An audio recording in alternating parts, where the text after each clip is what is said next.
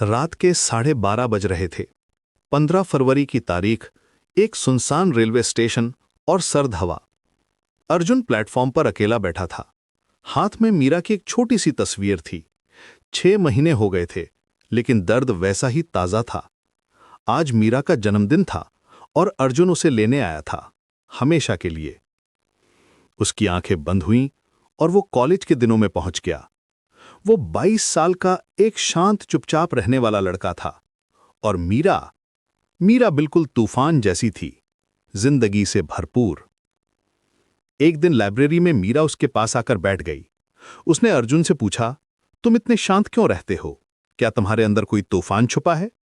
अर्जुन ने धीरे से जवाब दिया, शायद। तूफान नहीं, बस एक बिखरा हुआ आसमान है। मीरा मुस्कुराई। उसकी मुस्कान में एक अजीब सी कशिश थी।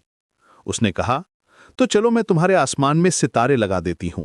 और उस दिन के बाद मीरा सच में उसके बिखरे हुए आसमान में सितारे लगाने लगी। उसकी दुनिया बदल गई थी। वो पहली बार जीना सीख रहा था। एक दिन कॉलेज के बाहर बारिश में भीगते हुए मीरा ने अचानक उसका हाथ पकड़ा और कहा, मैं तुमसे प्यार करती हूं। अर्जुन के लिए वो पल वहीं ठहर गया।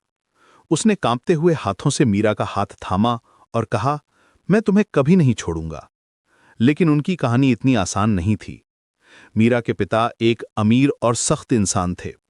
उन्हें अर्जुन जैसा एक साधारण मिडिल क्लास लड़का अपनी बेटी के लिए बिल्कुल पसंद नहीं था। उन्होंने साफ साफ मना कर दिया। जब सारे रास्ते बंद हो गए तो दोनों ने एक फैसला किया। मीरा ने कहा, तो हम भाग जाएंगे। 15 अगस्त का दिन तय हुआ, आजादी का दिन। वो भी अपनी जिंदगी की नई आजादी शुरू करना चाहते थे। मीरा ने कहा था, मैं तुम्हारा इंतजार करूंगी, प्लेटफॉर्म नंबर 2 पर। अर्जुन ने वादा किया, और मैं तुम्हें लेकर इस शहर से बहुत दूर चला जाऊंगा। 15 अगस्त को अर्जुन स्टेशन पर घंटों इंतजार करता रहा, लेकिन मीरा नहीं आई। उसका फोन भी बंद था। घबराकर वो मीरा के एक दोस्त के घर पहुंचा। दोस्त ने जो बताया, उसे सुनकर अर्जुन के पैरों तले जमीन खिसक गई। मीरा मर गई। रात को उसके पिता ने उसे बहुत मारा और वो छत से गिर गई। अर्जुन की दुनिया उजड़ गई। उसने कानून का दरवाजा खटखटाया, पुलिस के चक्कर काटे, लेकिन मीरा के पिता के पैसे और पहुंच के आगे सब बेकार था। केस को एक हादसा बताकर बंद कर दिया गया। उस दिन अर्जुन के अंदर का वो शांत लड़का मर गया। उसकी जगह एक ऐसे इंसान ने ले ली जिसके दिल में सिर्फ नफरत और बदले की आग थी। उसने खुद से कहा, अगर कानून न्याय नहीं देगा तो मैं खुद न्याय बनूंगा। 6 महीने, पूरे 6 महीने वो इस आग में जलता रहा।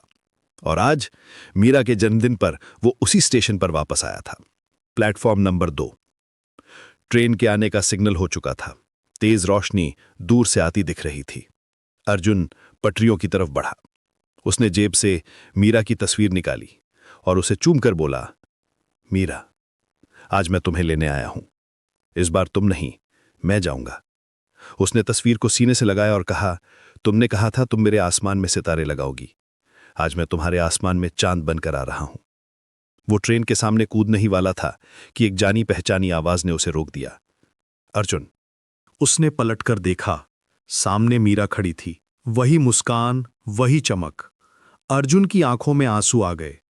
वो उसकी तरफ बढ़ा। मीरा, तुम जिंदा हो? मीरा ने उदासी से सिर हिलाया। नहीं अर्जुन, मैं जिंदा नहीं हूं। मैं सिर्फ तुम्हारे दर्द में बची हुई हूं। तो फिर मुझे भी अपने पास बुला लो, मैं तुम्हारे बिना नहीं जी सकता। मीरा ने कहा, नहीं, तुम ऐसा नहीं कर सकते। क्यों? अर्जुन चीखा, क्यों नहीं कर सकता? मैं तुमसे प्यार करता हूं। मीरा की आंखों में एक अजीब सी शांति थी। उसने कहा, क्योंकि प्यार का मतलब मरना नहीं, प्यार का मतलब है किसी के लिए जीना। मेरे लिए जियो अर्जुन। उन लड़कियों के लिए लड़ो जिन्हें उनके अपने ही घर में दबा दिया जाता है। मेरे हिस्से का न्याय तुम करो, यही मेरा सच्चा प्यार होगा। ट्रेन तेज रफ्तार से गुजर गई। जब हवा का झोंका थमा तो मीरा वहां नहीं थी, लेकिन उसके शब्द अर्जुन के दिल में उतर चुके थे। उस रात अर्जुन मरा नहीं। उस रात अर्जुन ने जीना सीख लिया। उसने अपनी नफरत को अपनी ताकत बनाया। उसने पढ़ाई की, मेहनत की और पुलिस फोर्स ज्वाइन कर ली। अब वो एक ऐसा अफसर था जो हर उस लड़की के लिए लड़ता था जिसे इंसाफ की जरूरत थी। वो मीरा के आसमान का चांद तो नहीं बन सका, लेकिन उसने अपनी जिंदगी को एक ऐसा सितारा बना दिया जो न जाने कितनी अंधेरी जिंदगियों में उम्मीद की रोशनी भर रहा था। और शायद यही सच्चा प्यार था।